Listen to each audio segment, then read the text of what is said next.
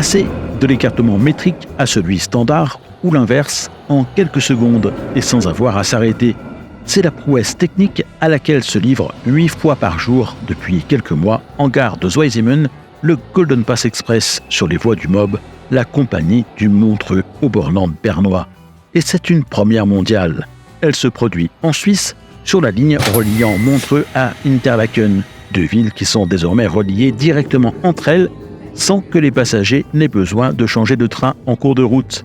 Un vieux rêve pour les Suisses, de toutes nouvelles perspectives pour l'industrie ferroviaire qui, pour la première fois de son histoire, est parvenue à effacer la frontière entre chemin de fer de montagne et grandes lignes. Deux mondes qui jusqu'ici étaient plus habitués à coexister qu'à cohabiter. Cet hiver, 1 an après le lancement de ce nouveau service, j'ai pu me rendre sur place pour aller constater sur le terrain comment tout cela fonctionnait. Dans ce nouveau reportage, je vous explique ce qu'il en est, je vous dis quelques mots du MOB, des perspectives qu'ouvre cette nouvelle révolution technologique et comment l'entreprise française Alstom a été associée à cette première mondiale. Bonjour et bienvenue dans Aiguillage.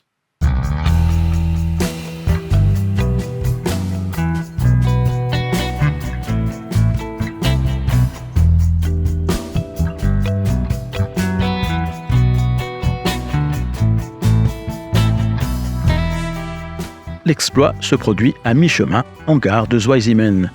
Lorsque les trains circulent dans le sens Montreux-Interlaken, c'est juste avant l'arrêt en gare qu'ils franchissent ce dispositif très particulier, modifiant le positionnement des roues de leurs bogies pour les faire passer de l'écartement d'1 mètre, en vigueur sur les lignes de montagne, à celui d'1,435 m sur les lignes principales, où une plus grande vitesse est permise, et inversement dans l'autre sens de circulation. Une modification conséquente puisqu'elle représente une variation de 43%. Mais ce n'est pas la seule opération à laquelle ce train se livre au passage. La hauteur des quais n'étant pas non plus la même entre les deux types de réseaux, celle des caisses des voitures emmenant les voyageurs est modifiée de 20 cm par la même occasion. La combinaison de ces deux opérations est totalement inédite dans le monde ferroviaire. Enfin, la tension qui alimente la caténaire étant également différente, elle est modifiée en gare en fonction des locomotives qui sont présentes sur les voies. En effet, les machines restent cantonnées à la voie métrique pour les unes et standard pour les autres. Concevoir un bogie qui serait capable de modifier l'écartement de ses roues, comme le font ceux installés sous les voitures, s'avérant autrement plus complexe du fait de la nécessité d'y loger en plus des moteurs. À l'arrivée du Golden Pass Express en gare de Zweisimmen, il est par conséquent procédé à un changement de machine, ce qui s'appelle un relais traction. Une opération qui se pratique couramment, probablement d'ailleurs depuis les origines du monde ferroviaire. Nous allons aller voir sur le terrain comment se passent ces différentes manœuvres.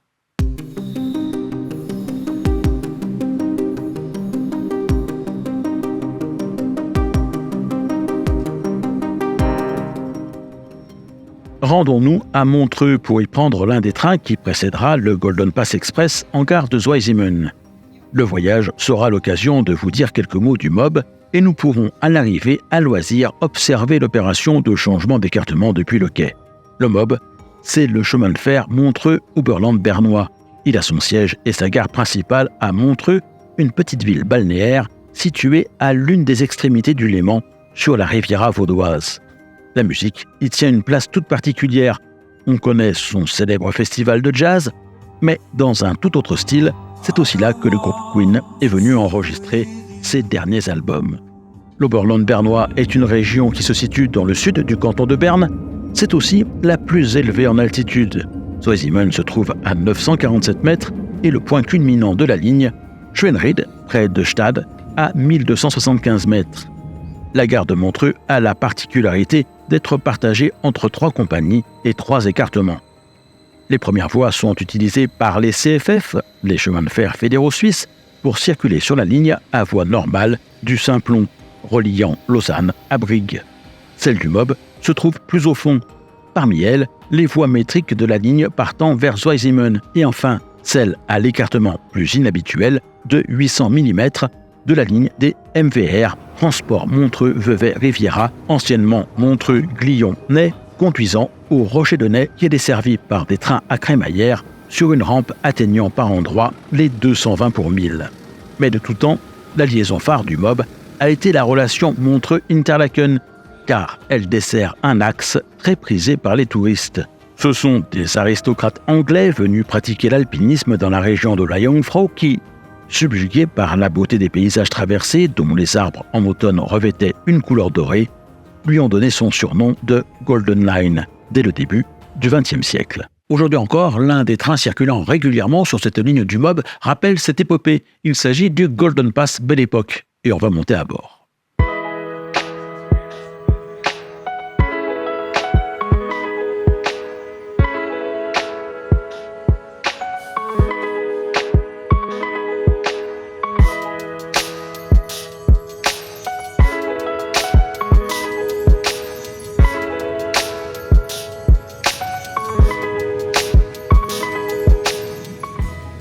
Relier Montreux à Lucerne par le train est un rêve que les Suisses ont caressé de longue date.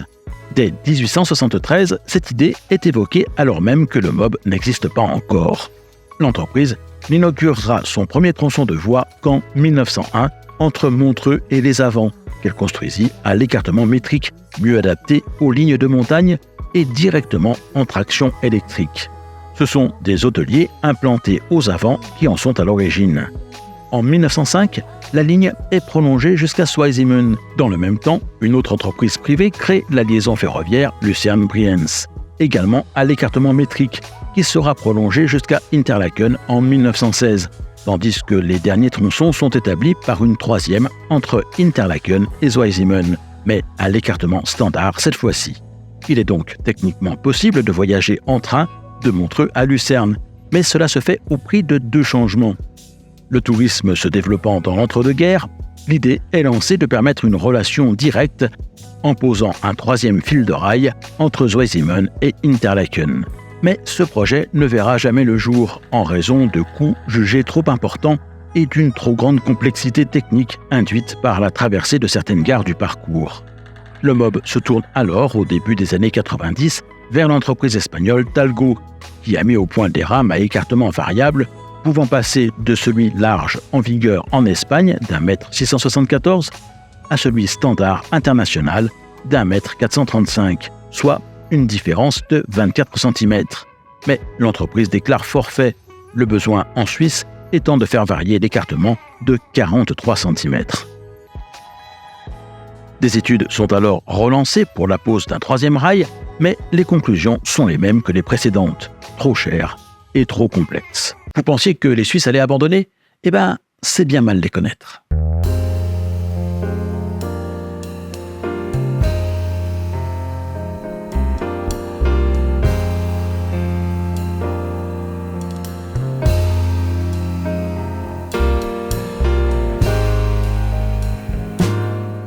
En 2008, le nouveau patron du MOB revient à la charge.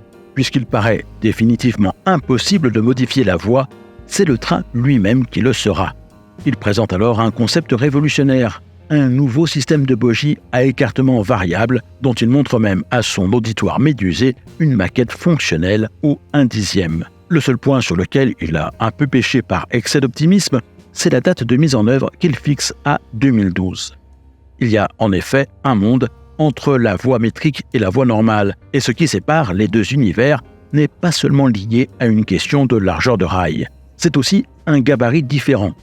Par définition, la largeur de celui-ci étant inférieure à celui du matériel à voie normale, ce ne sera pas un problème particulier. En revanche, la hauteur des quais n'est pas la même, 35 cm en voie métrique, 55 en voie normale. Non content de pouvoir s'écarter, le bogie devra donc aussi s'élever. Mais ce n'est pas tout. Les systèmes d'attelage et de freinage, l'intercirculation entre les voitures, l'alimentation électrique, pour ne citer que quelques domaines, sont également traités de manière radicalement différente dans ces deux mondes ferroviaires. La solution passera donc par la conception d'un tout nouveau type de train, mais aussi par l'amélioration du prototype de bogie mis au point par le MOB. Celle-ci sera confiée aux ingénieurs de chez Alstom. Après une longue période d'essai, le Golden Pass Express est inauguré le 22 décembre 2022.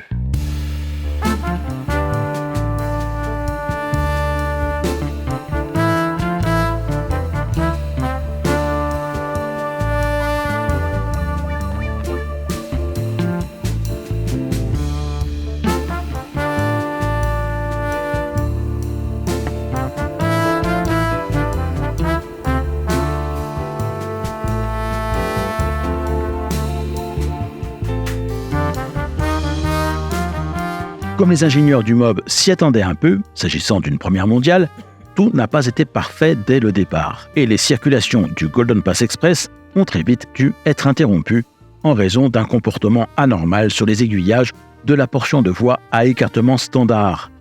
Le problème ayant pu être résolu par une modification de quelques millimètres de l'écartement des roues, depuis le mois de juin 2023, ce train circule désormais régulièrement au rythme de 4 allers-retours chaque jour. 3 rames tournent sur la ligne, une 4e étant en réserve ou en maintenance. Chacune d'elles est composée de 4 voitures sur la partie Montreux-Zweisimmen, une 5e au-delà. Une voiture à plancher bas, en cours de livraison à la date de la diffusion de ce reportage, viendra compléter les rames dès l'été 2024.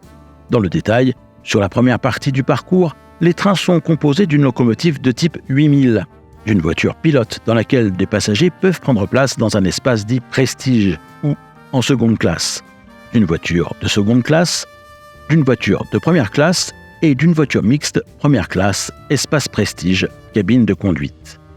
À l'origine du projet, une voiture restaurant était prévue, mais il a fallu y renoncer. La reprise des bogies par Alstom a conduit à un alourdissement du poids de ceux-ci, d'1 tonne par rapport à ceux d'origine, soit 2000 kg par voiture qu'il a fallu compenser au niveau de l'ensemble de la rame en l'amputant de son restaurant. Sur la seconde section du parcours, une 5e voiture de 2e classe est ajoutée. Elle sert d'interface entre la rame monobloc du MOB et la locomotive des BLS qui va la tracter jusqu'à Interlaken. Les systèmes de tamponnement et d'attelage en vigueur sur la section à voie normale n'étant pas les mêmes que sur la section à voie métrique. À terme, lorsque les voitures à plancher bas auront été livrées, chaque train pourra transporter 184 passagers sur la première partie du parcours et 238 sur la seconde. Mais nous voici arrivés à Zweisimmen. Il est donc temps de descendre du Golden Pass Belle Époque, qui, ne pouvant poursuivre sa route, égarée en impasse dans la partie de la gare réservée à la voie métrique, pour aller observer depuis les quais le passage d'un Golden Pass Express sur la rampe de changement d'écartement.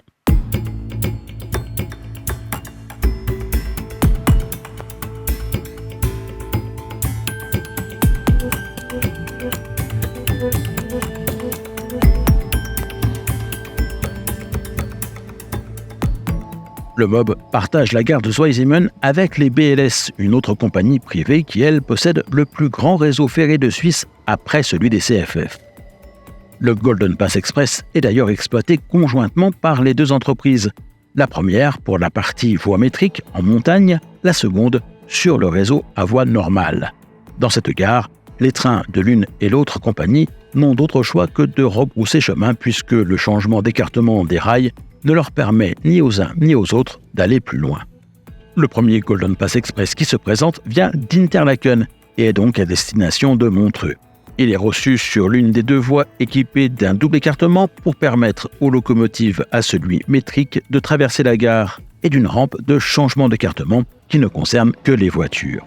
Ce sont les voies 6 et 7. Dans ce sens, le train arrivant d'Interlaken va d'abord assurer la desserte de la gare. Pendant ce temps, la locomotive, une RE 465 des BLS, et la voiture qui sert d'interface vont être décrochées de la rame et partir stationner un peu plus loin sur une voie en impasse qui a été spécialement créée pour l'exploitation du Golden Pass Express. Le courant dans la section de caténaire située à l'avant du train et conduisant vers le SAS est à ce moment-là du 15 000 volts 16,7 Hz alternatif. À l'arrière de la composition, une machine du MOB qui stationnait sur une impasse située celle-ci à l'autre extrémité de la gare va venir se positionner pour assurer la pousse du train. Sur les quelques centaines de mètres de voie qu'elle va parcourir pour cela, le courant dans la partie de la caténaire située entre le tiroir et l'arrière du train a été basculé en 900 volts courant continu. À ce moment-là, le train est toujours en configuration voie normale, c'est-à-dire surélevé d'une vingtaine de centimètres par rapport à ce qu'il sera une fois repassé à l'écartement métrique. Un système de vérins pneumatiques permet de compenser le temps de réaliser l'attelage, cette différence de niveau. À distance, le dispositif de changement d'écartement est mis en situation de permettre la réduction de la largeur des bogies. Une fois cette opération réalisée et l'itinéraire tracé à l'avant du train pour que celui-ci puisse partir en direction de Montreux, le courant est basculé en 900 volts continu, également dans cette autre section de la caténaire. Le conducteur qui s'est installé dans la cabine de la voiture pilote côté Montreux commande la sortie de bras qui permettront aux caisses des voitures momentanément désolidarisées de leur bogie de faire prendre leur charge par un rail dédié à cet effet, libérant de leur poids les bogies pendant qu'un système de guidage les entraîne vers un retour à l'écartement métrique et font descendre les caisses des voitures d'une vingtaine de centimètres. La durée totale des opérations n'aura pas dépassé les 8 minutes. Le train va maintenant s'engager sur la rampe de changement d'écartement et la franchir à 15 km/h maximum. Une fois celle-ci dégagée, les bras sont repliés et le Golden Pass Express pourra reprendre de la vitesse. La rampe de changement d'écartement en gare de Zweisimmen est remise en position de repos. Quelque temps plus tard, un second Golden Pass Express se présente, mais dans l'autre sens cette fois-ci.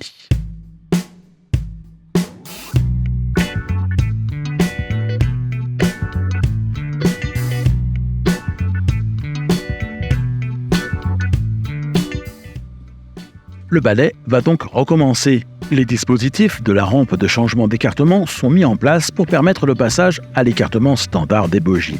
Le signal d'entrée en gare indique au conducteur qu'il peut sortir les bras d'écartement, mais que sa vitesse est dès lors limitée à 15 km/h. La rame franchit la rampe. Les bogies sont écartées à tour de rôle en même temps que la hauteur des caisses des voitures est rehaussée de 20 cm. L'opération ne dure que quelques secondes. Les passagers à l'intérieur du train ne se rendent compte de rien. Celui-ci s'arrête en gare. La voie est alimentée en 900 volts courant continu, ce qui permet à la locomotive située en tête de se détoler de la rame pour aller stationner dans l'impasse qui lui est réservée. L'alimentation est alors basculée sur 15 000 volts courant alternatif, ce qui permet à la machine du BLS de manœuvrer à son tour. Elle pousse la voiture interface qui va venir s'atteler au reste de la rame. Les machines étant toujours tournées vers Zweisimmen, le conducteur s'installe dans la cabine de la voiture pilote. C'est maintenant du personnel des BLS qui prend en charge le train. Moins de 8 minutes plus tard, c'est l'heure du départ.